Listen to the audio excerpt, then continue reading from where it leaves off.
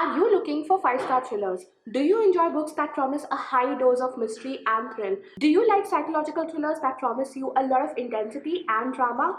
If the answer to any of these questions is yes, and all of these questions is yes, then you guys have come to the right video.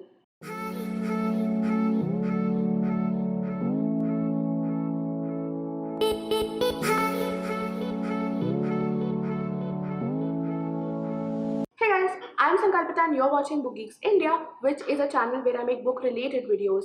If you like books, if you love reading, make sure you're subscribed to my channel. So how are you guys and how have you been? I'm sorry for going missing again because I did promise you that the last video was my comeback video and I'm gonna be regular with the videos now on. But it just so happened that second wave came and then there was a lot of problems. Everybody in my family was down with COVID, so it so happened that I never got the time. But now I feel better, I feel rested, I have recovered, and I feel all the more energetic. And that's why I promise you that this video is going to be my definite comeback video. So in this video, I'm going to share with you the list of 4 amazing mystery and thriller books that I have read recently, and also some of them last year. But all these books are 5-star reads. I gave them either 4.5 stars or 5 stars because they get me hooked right from the beginning till the end. And all of these books have different elements that they rely on to build that mystery. So some have a lot of drama and intensity, the others have family dynamics, sibling rivalries, some other even have horror elements in them. And it's an exciting bunch which I'm sure you would definitely love to read. But before I begin this video, let me give a huge thank you to the sponsor of this video, author Krish Gangadharan. Author Krish Gangadharan has come out with his debut book, A Rogue's Love Diary. This book tells us the story of this guy called Chandran Ramachandran, aka Chandru. Now, Chandru is a seemingly innocent guy from a middle class family who falls head over and heels with love with this college sweetheart called Devi. Devi, who's dainty, sincere, and warm. She also hails from a middle class family, but she has dreams and aspirations of her own, and she wants to be something in life. In a way, you can say that she's the perfect antidote to Chandru's fiery side. Though Chandru is ambitious and studious in his own way, but as predicted by an astrologer, he has a dark side.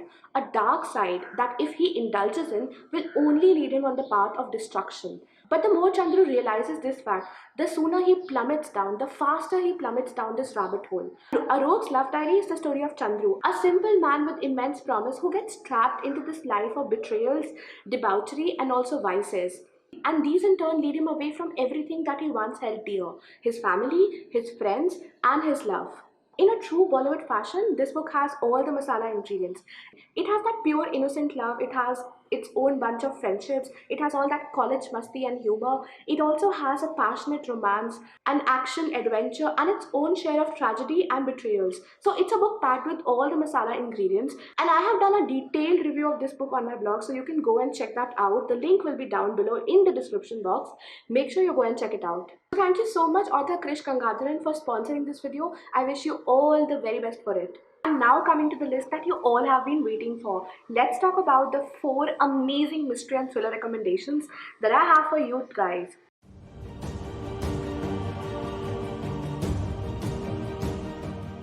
Book number 1 is Girl A by Abigail Dean. Now this is a book that I saw all over the internet, on blogs, on Goodreads, on Instagram, and after seeing it getting so much hype, I decided that I definitely have to give it a try. Now this book tells us the story of this young woman called Gracie. Gracie is a woman who as a young child grew up in this horrendous house which was later termed as the House of Horrors. But now it's been years since that. Gracie does not want to remember that she's actually the girl A, the girl who escaped and whose escape actually led to the rescue of 5 of her siblings, 1 older brother and 4 younger siblings. Now it was impossible to escape this house of horror, but somehow once she did that, she did not have to face her parents anymore. Her father never ever survived the House of Horror, which was a creation of his own, and her mother was subsequently jailed for the entire life sentence. Now, just like I told you, Gracie does not like to dwell on her past, but years later when her mother finally dies, she has no choice but to revisit that horrendous past. Interacting with her weird siblings is a different matter altogether.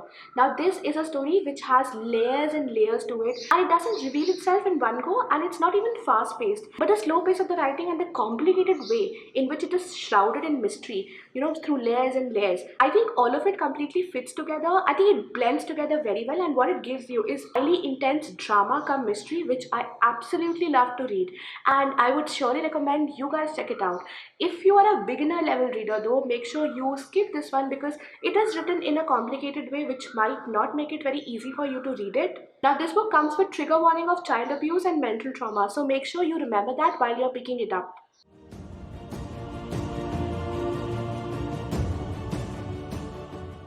Book number 2 is The Therapist by B.A. Paris. This is also a very recent read and I just finished reading it a couple of days ago. So this book talks about the story of Alice and Leo, who move into this ultra posh and ultra luxurious newly renovated house in a very posh locality, a gated community in London. Now everything is perfect. They have this beautiful house in this beautiful locality, but what seems perfect on the outside is not really so on the inside.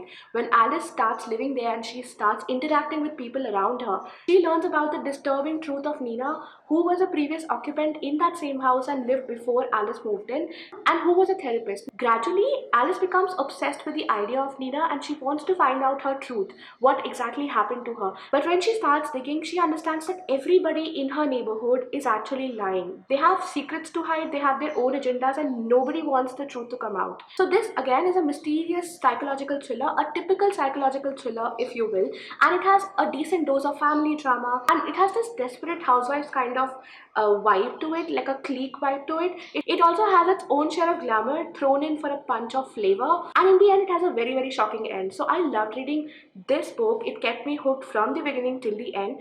But out of all the books that I'm going to talk about in this video, I think this is my least favorite. Why? Not because it's a bad book, but because all the others are so good. Again, this is also a book I would rather recommend to beginners as opposed to voracious or intermediate readers. If you are a beginner level reader, make sure you check it out. If you do read a lot of psychological thrillers, then perhaps you can give it a miss.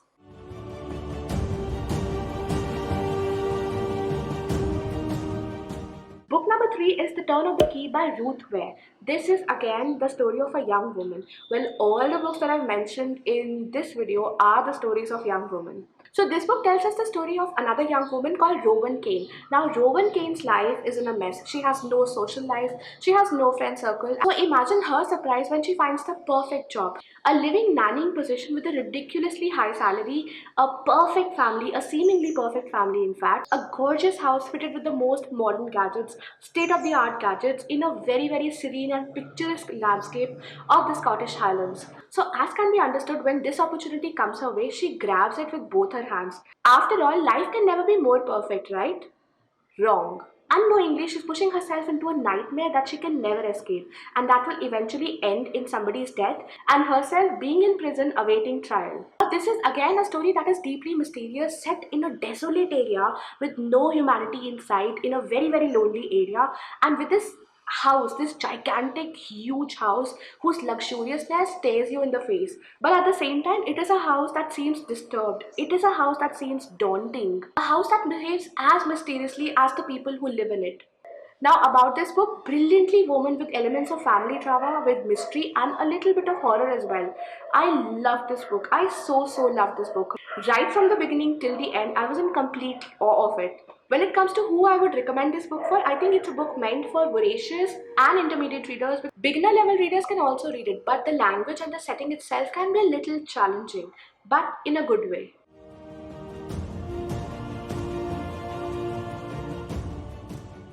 Finally guys, coming to the fourth book of this video, and one book that I absolutely love. Now I've seen a lot of reviews about this book all over the internet. Some of them are really good, some of them are not so good, but personally I loved it. I loved reading it and I'm so glad that I picked it up. So this is Home Before Dark by Riley Sager.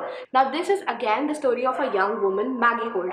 Now Maggie Holt is into the business of renovating old houses and then reselling them at a profit. Although 25 years ago, Maggie along with her parents had actually fled such a house. 25 years ago, Maggie along with her parents used to live in this Victorian estate in the middle of nowhere. It was a house they had newly purchased and it was a house they stayed in for 3 weeks. Until one day, before all the evil occurrings and the ghostly encounters actually made them flee the place in the dead of the night. Maggie's father would eventually write a non-fiction book about it and call it The House of Horrors. A House of Horrors here and The House of Horrors there as well. So this book would subsequently become a worldwide phenomenon and it will give her father immense popularity. Maggie, however, doesn't believe it. She was anyway too young to remember any of it. She was only 6 years old. And she also believes that her father had actually cooked up everything to just make it a book, to make it a sensational book. Now, years later, Maggie's father dies and she inherits the estate. But when she goes there, she plans to get the house renovated and give it for sale.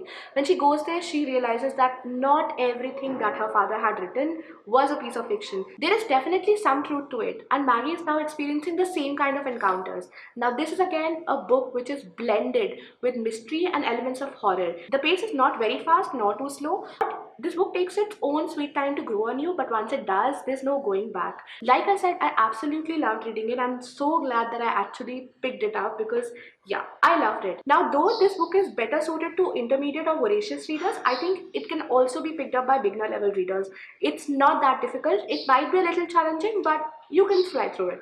So guys, these are the 4 books that I have for you in this video. Do let me know how did you find this video and how did you like this video. If you have any generic topics that you want me to focus on, to make videos on, do let me know all about them in the links below. And I hope you guys are staying safe and hope you all have recovered well. And I hope you all are out of the terrible situation that we all found ourselves in the last 2 months. And again, thank you so much guys for being with me. A lot of you left me messages, lovely messages on Instagram, telling me to come back soon and showing me all the love. So a huge thank you for those people, especially to those who left me all those lovely messages.